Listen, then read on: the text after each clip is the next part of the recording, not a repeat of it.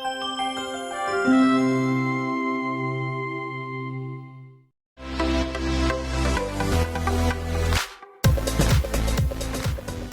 and welcome to the girls. I'm with my favorite daughter-in-law. My co-host today is Lori. Thank you for finally joining us. We missed you last season. I've been busy, yes. Yeah, I missed all of last season. Yeah, and you're busy because we have another student. Yes. Went back to college. I did. I'm getting my master's degree in vision rehab teaching at Salus University, so I've been kind of busy. Yeah. Work, school, dogs, kid, husband. Well, that's the most work. But remind everybody where you work at the Community Services for Sight. We serve the blind and visually impaired in 3 counties, so my schooling will enable me to better serve the clients that we have. Yeah, and have you been there half your age? I was trying to figure out how long you've been there. I am there 26 years. Oh, longer. Yep, graduated from college, and I graduated on Saturday, started my job on Monday, and here I am. And you're still there. I'm still there. Sticking to it, and boy, you have grown. I have grown. Yeah, Yes, I have. the amount from the Blind Association, it used to be called, now it's Community Services for Sight, but you have the kids camp, which was fun. I saw them yesterday. They were they were making clay. Yes, our adults actually were doing clay things yesterday. Yes, we always do new adventures. We try to do an educational component with a socialization because that isolation is really tough for my clients. So being able to get them out and together, it's a good time, and it keeps them active and moving. So I'm always amazed at what you do because no matter what we can do, they can do it better. Yes. We were painting, and here I am, God blessed, with 2 eyes that can see.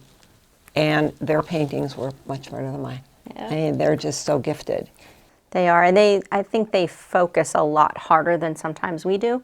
So they take the time more so than I know I do, because it's just like, yeah, I'll just use the brush, paint it, but they have to focus in to see it, so they put a lot more detail into things. Right. Yeah, definitely. Well, you mentioned the word depression in there to keep them from being depressed. We're going to get right to today's show because we have a huge show for you today. We have a mother and her 2 children, Annie Kistler, who's no stranger to us. Yeah. She used to work at Samsung Productions at one time, so we're very, very close, very friendly. I feel like I have family here today. And she and her family experienced a traumatic event on February the 23rd of 2023 that changed their lives forever. We will talk with Annie and her family, and hopefully we're going to educate, like we always want to do, educate and help prevent anyone else from having the trauma that they went through. So it's going to be a very, very insightful show today, and I hope that you'll stay with us. We'll be right back. Welcome back to the girls. Today I have a very, very special person in my life on as a guest today. We have Annie Kistler. Can I call you Annie? Sure. It's Annie Kistler. This is how we know her, Annie. And Annie, for the longest time, was our right-hand person at SSP TV. She was 5 years. Executive Administrative assistant. This big, long title. In other words, you were Sammy's go-to. I was. Yeah. He Yes. had an intercom system, and he'd still yell, Annie! Always. Annie!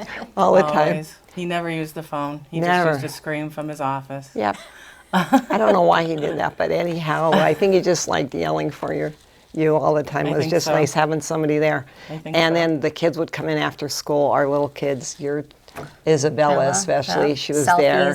Every day. We'd take selfies. We had so much fun. Yeah. I know, I miss that. You have a lot of fun. Well, you could come back, but the kids aren't little anymore. I know. They're in college. You're going to have to do that with your grandchildren. You have to do little Lacey and Jameson, right? I know, right. Yeah, they're growing fast too. I know. I know. 7 and almost 2. Yeah, families are great, aren't they? I know. Thank God. Thank God I have them. I know. For sure. Well, you know, Annie, you and I talked about this, that we're going to talk about today, and we waited a little bit because it hasn't been but a year yet. And what we're talking about is that on February 23rd of 2023, you got up that morning like you always get up, and the rest of the day was a day you'll never forget. And It was the worst day of my life. if you want to take it from there and tell us what happened with your husband, John, that you were married to for 32 years? 32 years, 32 yes. years. Yep, we were married for 32 years, and he always had depression, since he was younger, but he always took very good care of himself. He would go to the gym, and he took his meds. He was on meds. He took his meds, go to the gym, and he was just always good. And all of a sudden, he worked for the Bureau of Juvenile Justice for years, and he loved it. He would say it was free money. He just absolutely loved working with juveniles and helping kids and everything. And so pretty soon he couldn't do that anymore because he had so many problems with his back. Mm-hmm. And he couldn't do the job anymore, which killed him. I mean, like, it just really, he didn't want to leave, but he had to. So what he did was, when you get so far up in the state, it's very hard to find that level of job when you're in the state. So he ended up becoming a manager for Childline. And Childline is a 24-hour call center for child abuse. It's a very stressful job. Very, very, very. So when he first got there, it was very, very stressful. But then they ended up moving him to a different part of Childline, where they do like FBI clearances and things like that. So he oversaw probably about 45 to 50 people. So as time went on, it got very, very stressful, and he was very, very stressed. And did he verbalize this stress yes, to you? he would tell me all the time, and I'd say to him, look for another job. But like I said, when you're that high up in the state, it's hard. Somebody has to retire or leave. So did he get any help from the organization itself? Do they offer anything to their employees for stress? Yeah, I mean, the state itself does. They offer different things. There's a program called SEEP that you could call them, and anything that's going on in your life, if you get in a divorce or if you need mental health, they'll help you. Right. And they do, but I don't know, he was kind of too proud, and he thought that he could, take care of it himself. So 3 or 4 times a week we'd be going to the gym, and then all of a sudden that stopped. And he was just totally stressed. And that morning he woke up and he went downstairs, and I heard him leave, and I called him and I said, "Where are you going?" And he said, "I have to go clear my head." And I got a little, worried about that. And well, had he ever done that before? He did that one other time, and I actually called Jeremy, my son, and I said to him, "I'm a little worried about your dad," because he took off in the car, and because him and Jeremy had this relationship that they would always talk, and he would like bring him down, and that's exactly what happened. So, but in the meantime, I went up and I got a shower, and then Jeremy called me, and he was like, I can't find Dad. I don't know where he is. And when it came down to it, he actually went to his parents' grave and was praying and praying and praying. And make a long story short, Jeremy found him there, and he had a gun with him. And Jeremy tried to talk to him for probably about 2.5 hours, and he wasn't budging. He was getting a little bit more agitated, but then I had called the state police, and they came, so that was just making it a little bit worse for him, because he was getting more and more nervous and scared. And were you at home at the time? I was home at the time. They insisted that I stay home, and I was with Megan, and he was in the field by the cemetery for probably 7 hours. And they brought in all kinds of people to try and help him, negotiators and things like that, and it just didn't. And he ended up shooting himself in the stomach. Okay. So Jeremy was with him. Jeremy was with them originally, yeah, but then the state police took him away because they were closing all the all the roads. Plus, John was getting very agitated, and I think that they were very concerned for everybody's safety at that time because, as Jeremy will tell you, it wasn't him. He wasn't in his right mind at all. So, yeah, it was a total shock to all of us, and never, ever, ever expected that to happen to us or to him, and it was awful. It was so traumatic to us as a family that you just don't know what to do. I mean, you called me, you were like, what can we do? And all we needed was prayers, because that's all that, you can't bring them back for us. So we need that comfort, and we need prayers. And so every time somebody sees me, they always say, what can we do? Just pray for me and the kids. And it's a horrible, horrible thing to have to go through. And this country, the way it is with mental illness, it's, when he first was truly diagnosed with mental illness, it was about 10 years into our marriage, and he just got really weird. And I was working at the YMCA at the time, and my boss there, Linda Schreiber, said to me, you need to send him to Mary Ann Gichel.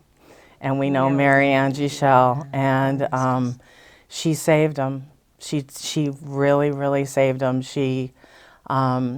He went to her and constantly went to her, and she got him doctored, and he got on all his meds and stuff, and she saved him. And he was great for 22 years, but we don't know what happened. We don't know if the meds stopped working, if the stress just totally took over, and he just had a complete, total breakdown. But people these days don't think that they could get help, and they don't know where to go for help, and it's just awful. Well, it's not an easy solution either, because you said he was on meds, but sometimes the meds stop working.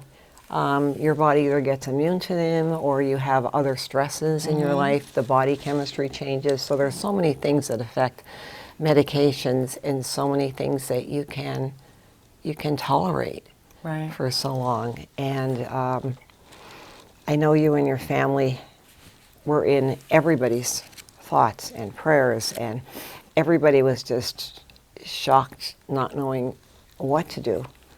The service that you had at the funeral parlor was just an outpouring of so much love for you and your family. I hope he was there and he saw. We had over 400 people at the viewing come through there, and there was, I think, 150 people at the church for the funeral.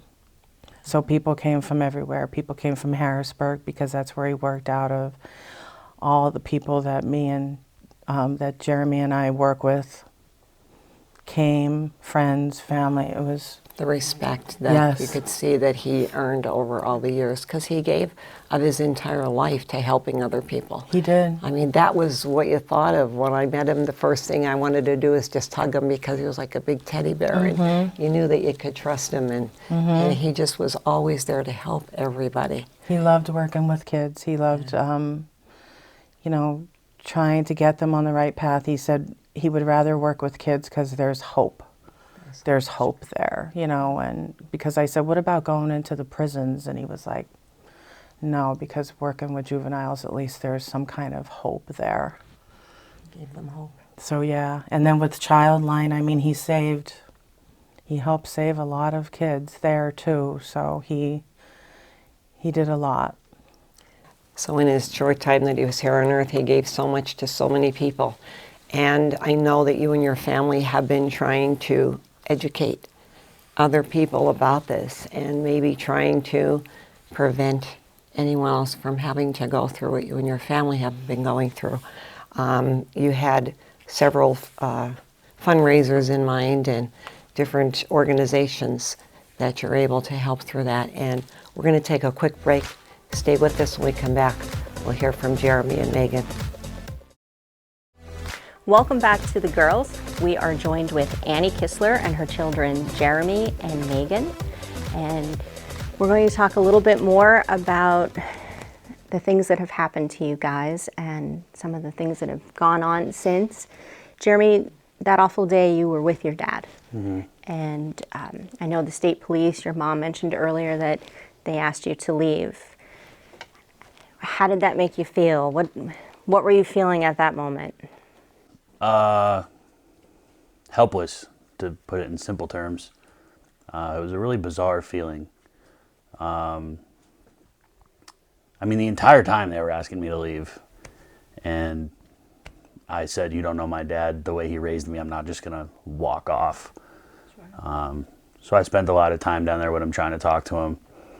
The entire time, his main focus was to get me gone. He just kept asking me to leave, telling me to leave, and I kept saying the same thing to him, like, "You know me better than that, dude. Like, I'm not just gonna walk off." But it came to a point where it was pretty clear that nothing I was saying was sticking. And even from like when I first arrived there, it was pretty clear that it wasn't him. Like, he was just in a state where nothing made sense. He was super hyper focused on what he went there to do. And me and him are the same way when it comes to being hard-headed. So he wasn't really hearing anything. He had a goal and he wanted to accomplish it. So your dad didn't seem like the dad that you knew before. You couldn't get Not inside. until right before I left. Right before the cops took me away. I yelled to him that I loved him. And he said it back. And that was like, I don't want to say closure, because that kind of sounds funny. And it was a message. But yeah, you know. He had said text to you as well. Is that how you knew where he was? Yeah, so originally that morning, I received a text on my way to work, and I usually would have been at work already by the time I got the text, but I was actually stuck in traffic. And all the text said was, "I love you." And we used to text each other all the time, dumb stuff. "Hey, just so you know, I love you. I haven't talked to you in a while," whatever. But it was never just those 3 words. So immediately I knew something was wrong. Tried calling him, didn't answer. Called my mom. She told me what he told her earlier in the day. Kept trying to call him several times, wasn't answering. I finally reached out to his boss, and his boss had told me they were on the phone together. So I kind of was like, "Oh, okay, he's talking to somebody. Keep going to work. You know, maybe he's just having one of those moments." Half hour later, it was pretty clear that it was not just one of those moments. His boss ended up calling me, and I just asked his boss straight up, like, "Is he having a rough morning, or is it something more serious?" And thank God his boss was straight up honest with me and was like, "No, it's pretty bad." Luckily, he knew where my dad was, because my dad happened to tell him, you know, "I'm going to see my mom." So I immediately knew where he was. Turned around and took flight. Made it there pretty quick. So after you left and the police took over, where did you go? I stayed. You stayed there. Yeah, I stayed. They walked me up to the road, and they tried to trick me and throw me in a bunch of different cars. And finally I was like, "You guys aren't going to get me. Like, I know how this process works." Yeah. So thankfully, my brother-in-law showed up. So I was able to hang out with him. And then one of the cops that showed up was actually a kid I played high school football with. So I had 2 familiar faces to kind of spend the rest of the morning with, all the way up until, you know, it happened. So it was 7 hours. Yeah, I was there about 7.5 hours before it finally boiled over. It was a long morning. Since that time, Megan, I know that you and your family have been trying to reach out to the community and educate them as well, which is what we're trying to do today, is educate people about what some of the signs are, and what you're trying to do. You had a golf tournament. I believe did. Jeremy has the shirt on. We did. From your first golf tournament. The John C. Kistler Golf for Life tournament. Golf for Life tournament. Yep. And who was the beneficiary of the monies that were raised from that? NSPI, Northeastern Suicide Prevention Initiative. All the money that we raised, we gave that to them. We raised $15,000 That's from the golf amazing. tournament in memory of Dad. Great. That must have made you feel so proud. It You know, did. your Yeah. kids and everybody who came out to support the Well, cause. Jeremy came to us at like maybe, like 2 months after this happened and said, we have to make something good come out of this. He said, I want to do a golf tournament. And you know that I've done YMCA golf tournaments and they don't take, he said it could be in July. And I'm like, July? I'm like, it usually takes a year to plan a golf tournament. He's like, nope, we're going to do it. And I'm so proud of them because they went out and they got $15,000 and there was a lot of people there, a lot of people there. And I'm very proud of them for doing that. A lot of love and support. Yeah, a lot of love and support is right, Lori. You've had golf tournaments before, and there's a lot of work that went into that. And you and your family just were focused. Yeah. You focused on that. Your dad showed you and raised you that way, that you can do really anything you put your mind to. That Because he he was did. that way. He just forged through and did all that as the man that I knew. But Jeremy, you've reached out to the community in several aspects. Do you have any other things planned? Any other fundraisers or any Yeah, other well, ways? I want the golf tournament is going to be a yearly thing. That's no option. It's going to be every year. We're going to do it probably around the same time. And I have a couple friends that want to get involved. We're talking about doing maybe a bike run. Our cousin owns a association that deals with veteran suicide. So we kind of want to link up and get everybody involved, see what we could really make happen with it all. So, Is there's there some anybody out there that you'd like to address, to invite to get in touch with you? everybody. Everybody, yeah. I don't care who. It could be the smallest business to the biggest corporation. Whoever wants to get involved, I'm in. We eventually want to do our own 501c3, make our own foundation in memory of Dad. That would be awesome, and I know it would be a great success because you have a great foundation here of two people that were just ready to jump in and help with anything all the time with everybody else. And Annie, you've been a volunteer for everything we've ever asked you for, anything we had to do. We do have the hotline, National Suicide Prevention Hotline, 1-800-273-8255 for anyone out there who's having any thoughts of suicide, any depression, any thoughts at all. Reach out and talk to somebody. You can get help. There is help out there for you. There's all kinds of ways. If you don't want to call them, call a friend. Just call somebody. Just don't try to get through it on your own. We could talk to you for probably another hour or two, but we're getting a sign from Sammy over there to wrap it up. In closing, we just like to say thank you so much. Thank We you for appreciate it. having It us. hasn't been even a year yet, and you were so brave to come on and talk with us. And I know the community is behind you 100%. Anything we can do for you. We love you so love much. you. Thank you. Thanks. Thanks for joining us.